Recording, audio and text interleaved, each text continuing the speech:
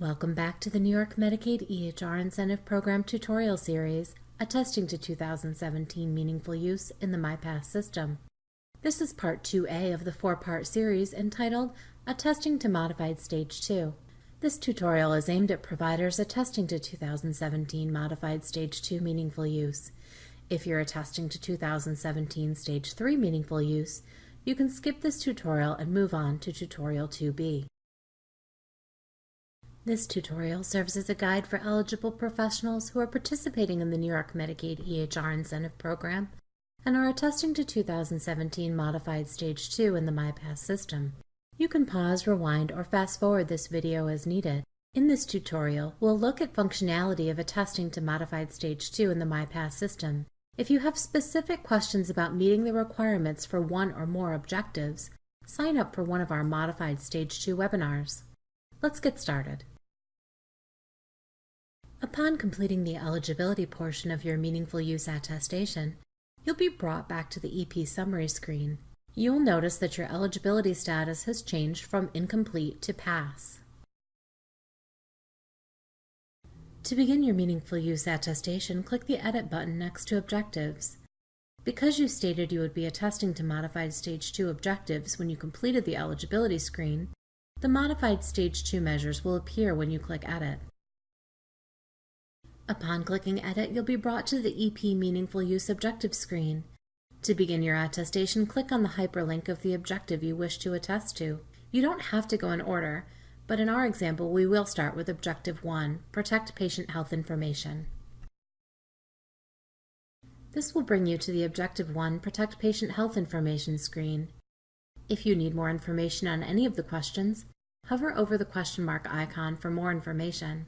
Use the radio buttons to answer yes or no to the question that begins, have you conducted or reviewed a security risk analysis?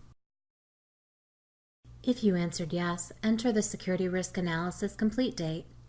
It is acceptable for the security risk analysis to be conducted outside the EHR reporting period. However, it must be conducted within the calendar year of the EHR reporting period. Since in our example we're attesting to 2017 Meaningful Use, the security risk analysis would have to be conducted between January 1st, 2017 and December 31st, 2017. Click the Next button to move on to Objective 2. Or you can click the Return to Meaningful Use Objectives button to return to the EP Meaningful Use Objectives screen. If you return to the EP Meaningful Use Objectives screen, you'll notice that Objective 1 now shows a green check mark to indicate that the status is now Pass. Click the hyperlink of the next objective you wish to complete. In our example, we're going to move to Objective 4, Electronic Prescribing. Continue these steps for all objectives, clicking yes or no on radio buttons, and entering numerator and denominator data when required. Continue in this way until you've attested to all 10 objectives and measures. Note that when you reach Objective 10, Public Health Reporting, the functionality of the screens will be slightly different. Select the measure options you will complete from the list. When you click the selection, it will expand to reveal the corresponding questions. The EP is required to meet at least 2 of the 3 public health measures in order to pass this objective. The EP can answer all 3 if they choose. In our example, we will answer all 3. Use the radio buttons to answer yes or no to the exclusion questions.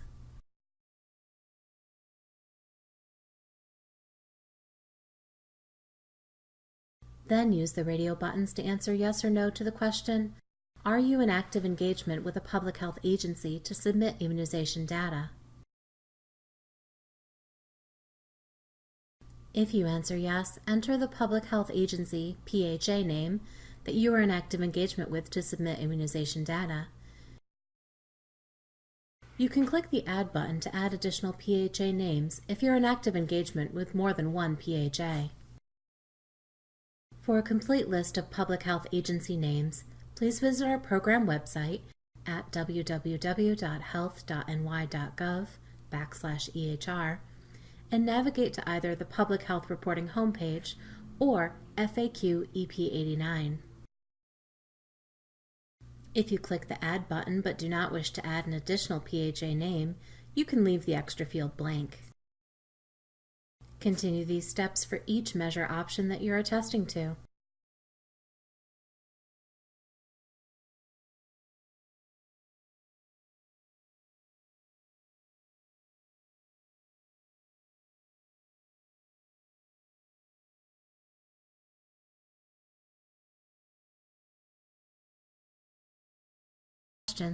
Click on the Return to Meaningful Use Objectives button, or click Next. This will also bring you back to that screen.